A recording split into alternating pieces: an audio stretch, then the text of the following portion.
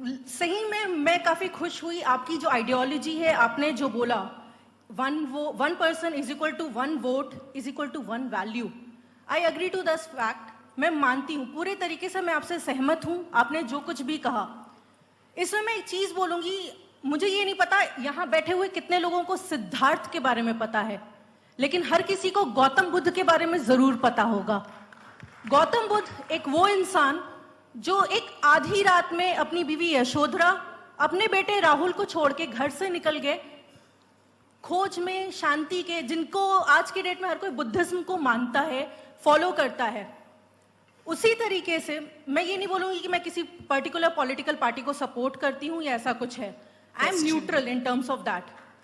अगर question is that, जब एक इंसान घर छोड़ के आधी रात को निकल रहा है, सिद्धार्थ से वो बुद्ध, गौतम बुद्ध बन सकता है, तो अगर कोई दूसरा इंसान अपने घर से अपनी बीवी को छोड़ के अगर निकला है, तो उसके पर्सनल लाइफ पे, Let's listen to the question, please. उसके व्यक्तिगत जीवन पे कटाक्ष करके आगे बढ़ने से हमें क्या फायदा होगा? आपने जो बाद में चीजें बोली वो करना सही है, वो आगे बढ़ना सही है, हम वही मानते हैं, लेकिन क्या फायदा है किसी के व्यक्तिगत जीवन पे कटाक्ष करके? उससे हम कहां तक पहुंच सकते हैं?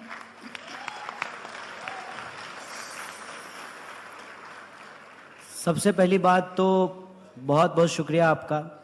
आपने कहा कि आप वहीं से हैं जहां से मैं हूं। मुसाफिर हूं यारों, ना घर है ना ठिकाना। हिंदुस्तान है, कहीं के भी हो सकते हैं हम लोग, उसमें कोई दिक्कत नहीं है। ये जो बात आपने कही है कि one person one vote one value, ये मेरी बात नहीं है, ये बाबा साहब भीमराव अंबेडकर ने कहा है। और जो मूल प्रश्न है आपका कि किसी भी इंसान के व्यक्तिगत जीवन पे कटाक्ष क्यों करते हैं, बिल्कुल नहीं करना चाहिए जब तक वो जीवन व्यक्तिगत है। और वो जीवन व्यक्तिगत कैसे नहीं है, ये मैं आपको बता देता हूं। मेरी माँ है, आपकी भी माँ होगी, हम सबकी माँ है, ये कोई नई बात नहीं है। और हर किसी का अपना एक स्ट्रगल होता है। ऐसा नहीं है कि हम कोई बड़ा तीर मार दिए हैं और आप कुछ नहीं अपने जीवन में किए हैं। हर इंसान अपने जीवन में एक स्ट्रगल करता है, लेकिन जब उसका मार्केटिंग किया जाता है, इसको आप समझिए कि मार्केटिंग क्या होता है। मार्केटिंग ये होता है कि आप कितने भी नालायक क्यों ना हो, नोटबंदी के बाद अगर आपकी मां 90 बरस की होगी तो आप उसको एटीएम के बाहर नहीं खड़ा करेंगे, ये मेरा भरोसा है। लेकिन अगर 90 साल की मां को कोई अगर एटीएम के बाहर खड़ा कर दे तो ये व्यक्तिगत बात नहीं है, ये मार्केटिंग है, ये सार्वजनिक बात है। और ये सार्वजनिक बात जब है तब उसका क्रिटिसिज्म भी किया जाएगा। उस मां को मैं नमस्कार करता हूं, मैं अपना आदर प्रस्तुत करता हूं उनको, उस मां के प्रति मैं कोई कमेंट नहीं करना चाहता हूं। लेकिन जो नालायक बेटा है, उस नालायकी को छुपाने के लिए जब वो अपने मां का इस्तेमाल करता है, तब हमको उस पर सवाल करना चाहिए, हमको सवाल पूछना चाहिए। और मैं ईमानदारी से कहता हूं, मुझे तो डर लग रहा था। मैंने एक फोटो मोदी जी का उनकी मां के साथ देखा, हमको लगा कि कहीं ये ना पूछ रहे हो, देखो मां राफेल के बाद मामला बहुत गर्म है, एक दिन बॉर्डर घूम के आ जाओ ना हमारे साथ। इसको आप समझिए, मुझे इस बात से दिक्कत है। बहुत सारे लोगों ने अपनी पत्नियां छोड़ दी, इसमें कोई दिक्कत नहीं है। लेकिन जब आप गला फाड़ फाड़ के कहते हैं कि हम मुस्लिम महिलाओं को न्याय दिलाना चाहते हैं, इसलिए हम तलाक पे कानून लेकर के आए हैं, स्वागत है आपका। आप यदि मुस्लिम महिलाओं को न्याय दिलाना चाहते हैं, आप कानून लेकर के आए हैं, स्वागत है आपका। लेकिन उन महिलाओं का क्या जो बिना तलाक दिए ही जिनको छोड़ करके भाग गए हैं लोग, उनका क्या? और ये सवाल मैं क्यों उठा रहा हूं, आप मुझे बताइए कि वो इतने साल से राजनीतिक जीवन में हैं, ये पत्नी का सवाल कब उठ करके सामने आया है? जब चुनाव आयोग ने कहा कि यदि आप शादीशुदा हैं तो उस कॉलम को आप छोड़ नहीं सकते हैं, उस कॉलम को आपको भरना पड़ेगा। और ये क्या होती है? ये एंटी विमेन मानसिकता जो है, मैं उसके खिलाफ हूं और उससे जोड़ करके मैं देखता हूं। और उसको आप समझिए मैं कैसे देखता हूं। व्हाट्सएप पे आपके ऊपर मैसेज आएगा पत्नियों के खिलाफ, तमाम तरीके का मैसेज जो है वो आएगा, उसमें औरतों के खिलाफ और पत्नियों के खिलाफ आपको मैसेज मिलेंगे। अगर शादी इतनी ही बुरी चीज है, अगर शादी करने वाले सारे लोग खराब ही होते हैं, जो भी शादी करता है वो समाज में लूटता है और लूट मार मचाता है, तो मुझे बताइए गब्बर सिंह की तो शादी नहीं हुई थी, वो किसके लिए लूट रहा था? असल मुद्दा यह है कि जो शादीशुदा जिंदगी जीने वाले लोग हैं, अपने जो जीवन के जद्दोजहद में वो लगे रहते हैं, उस बात को डिमीन करने के लिए, उस बात को नीचा दिखाने के लिए और इस बात को बढ़ा चढ़ा करके स्थापित करने के लिए कि यदि हम शादीशुदा नहीं किए हैं तो हम बाय डिफॉल्ट ईमानदार हैं, क्योंकि हम किसके लिए चुराएंगे। और ये कोई मोदी जी की बात नहीं है। मैं आपको याद दिलाना चाहता हूं, जब अटल बिहारी वाजपेयी प्रधानमंत्री बने थे तब भी यही कहा गया था कि अटल जी किसके लिए चुराएंगे, क्योंकि उनको तो कोई है ही नहीं, वो शादी ही नहीं किए हैं। फिर मोदी जी के लिए यही बोला गया कि वो शादी ही नहीं किए हैं, वो किसके लिए चुराएंगे। और अब योगी जी के लिए बोला जा रहा है कि वो शादी ही नहीं किए हैं तो किसके लिए चुराएंगे। मतलब इस देश में जो लोग शादी कर लिया है वो सिर्फ और सिर्फ चोरी करता है।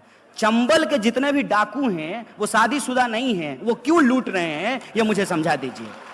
ये जो औरत के खिलाफ मानसिकता है, औरतों के खिलाफ जो मानसिकता है, हम उस मानसिकता के खिलाफ हैं। क्यों हम स्वीकार नहीं करेंगे, हमको बताइए। अगर हमने शादी की है तो कोई अपराध किया है क्या, कोई पाप किया है कि हम स्वीकार नहीं करेंगे कि हमने शादी की है। हम इसलिए छुपाते हैं ताकि वो जो हमारा मार्केटिंग है उस मार्केटिंग का पॉइंट कम हो जाएगा। और ये जो मार्केटिंग के पॉइंट हैं, इस पॉइंट पे हमको किसी इंसान को नहीं जज करना है। हमको उस व्यक्ति के प्रधानमंत्री के बतौर क्या काम है इस पे हमको जज करना है।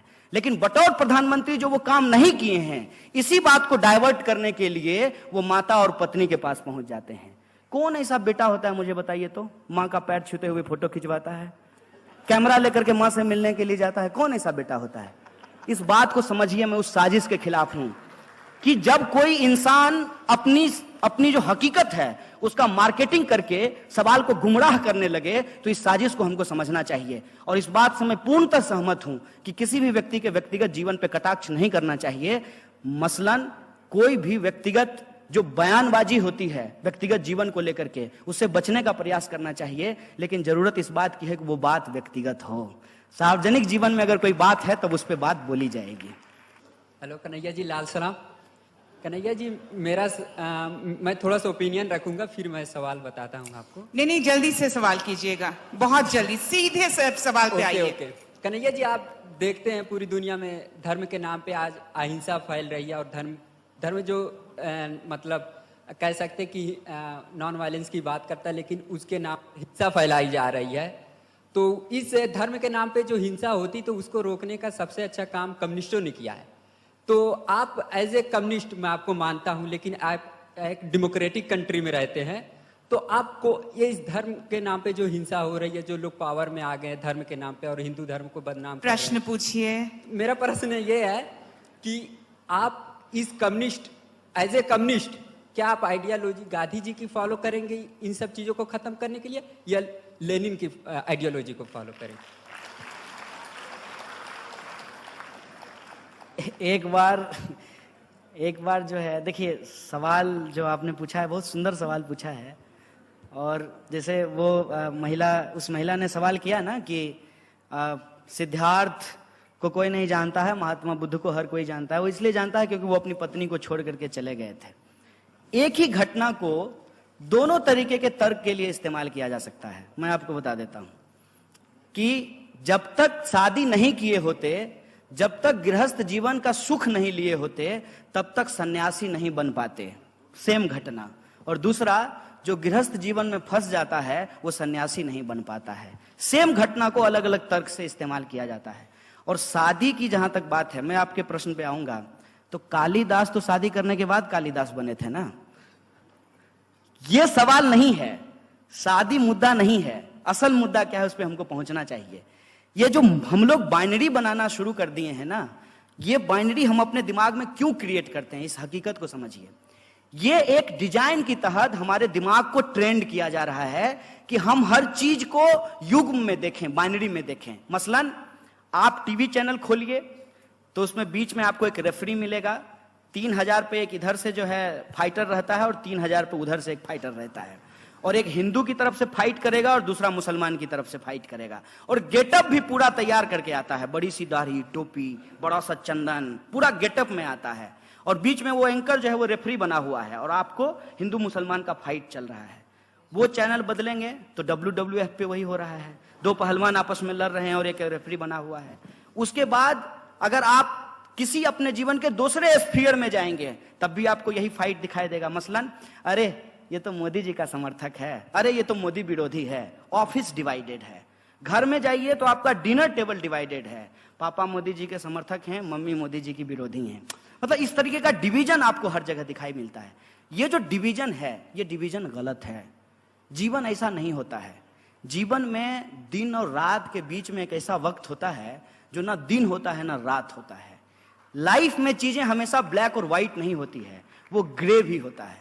इसीलिए डेमोक्रेसी को बेस्ट मोड ऑफ पॉलिटिक्स कहा गया है कि इसमें ब्लैक भी है और इसमें व्हाइट भी है और इसमें ग्रे एरिया भी होता है। तो आप ये कह रहे हैं कि धर्म की वजह से हिंसा होती है, मैं ये नहीं मानता हूं। धर्म के लिए हिंसा होती है और हिंसा को टिकाए रखने के लिए धर्म और आस्था का इस्तेमाल होता है। ये दोनों आपस में इस तरीके से जुड़ा हुआ है। और ये जो संबंध हैं, ये जो मैंने आपको बार बार कहा कि जो इनइक्वलिटी है, उस इनइक्वलिटी को टिकाए रखने के लिए धार्मिक और जातीय बहस को जबरदस्ती जिंदा किया गया है। जो हिंसा है इसके आधार पे उसको जबरदस्ती जिंदा किया गया है ताकि इनइक्वलिटी और लूट जो है देश में वो आपको दिखाई नहीं दे। इस देश में एक कंपनी है जो कंपनी प्रत्येक दिन पिछले 1 साल में 300 करोड़ रुपया कमाई है, रोज 300 करोड़ रुपया कमाई है।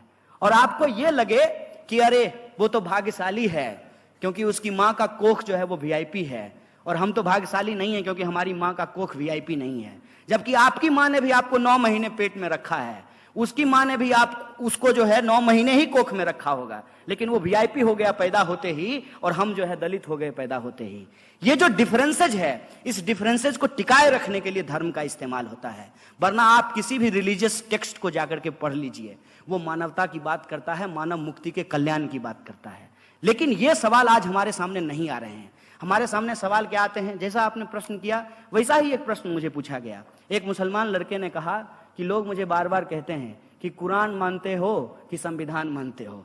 तो हमने उसको कहा था कि ये संविधान ही आपको आपका कुरान मानने की इजाजत देता है, और आपका कुरान कहता है कि जिस देश में रहते हो उस देश का कानून सबसे ऊपर होता है। तो मुझे बता दीजिए कि एक दूसरे का कॉन्ट्राडिक्टरी कहां है। ये गीता क्या कहते हैं? गीता में लिखा हुआ है कि कर्म ही पूजा है, कर्म ही भगवान है।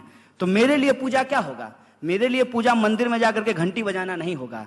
मेरे लिए पूजा यह होगा कि हम सही तरीके से पढ़ें, ईमानदारी से पीएचडी करें और ईमानदारी से अपनी पीएचडी लिख करके जमा कर दें। हम कर दिए हैं। जो मीडिया के लोग हैं उनके लिए कर्म क्या होगा कि वो ईमानदारी से मीडिया का जो एथिक्स है उसको फॉलो करें। जो जवान है उनका कर्म क्या है कि वो बंदूक लेकर के सीमाओं की रक्षा करें। जो किसान है उनका कर्म क्या है कि वो अनाज पैदा करें। आज देखिए कि ये सारे लोग ईमानदारी से अपना कर्म कर रहे हैं, लेकिन जो इस कर्म की बेईमानी कर रहे हैं, चाहे वो नेता हो, नौकरशाह हो या इस देश के पूंजीपति हो, कर्म की बेईमानी को टिकाए रखने के लिए धर्म की हिंसा का इस्तेमाल करते हैं, सांप्रदायिकता का इस्तेमाल करते हैं। इस बात को हमको समझना चाहिए। और ये बात जब हम समझने के लिए तैयार हैं तो हमको इस नतीजे पे पहुंचना चाहिए कि आज के समय में हिंदुस्तान को सिर्फ गांधी की ही जरूरत नहीं है। गांधी के साथ भगत सिंह की भी जरूरत है, अंबेडकर की भी जरूरत है और लेनिन की भी जरूरत है। यह बात हमको समझना चाहिए। इसीलिए कन्हैया कुमार के लिए या हमारे जमाने के जितने भी नौजवान हैं उनके लिए कोई एक व्यक्ति की एक विचारधारा से उनके सारे सवाल हल हो जाएं ये जरूरी नहीं है। हमको हमारे दौर की जो समस्याएं हैं उन समस्याओं के समाधान हमारे इतिहास और इतिहास के जो महामानव हैं उनके लिखे हुए विचारों में ढूंढना चाहिए। क्योंकि बाबा साहब भीमराव अंबेडकर ने एक बात कही है कि जो इतिहास नहीं जानता वो इतिहास नहीं बनाता है। इसीलिए हम कभी भी दो जो महान व्यक्ति हैं उनके बीच में कुश्ती लड़वाने के खिलाफ हैं। हम अंबेडकर जी का और गांधी जी का रेसलिंग नहीं कराना चाहते हैं। कुश्ती प्रतियोगिता चल रहा है कि दोनों में रेसलिंग लड़ा करके जो जीत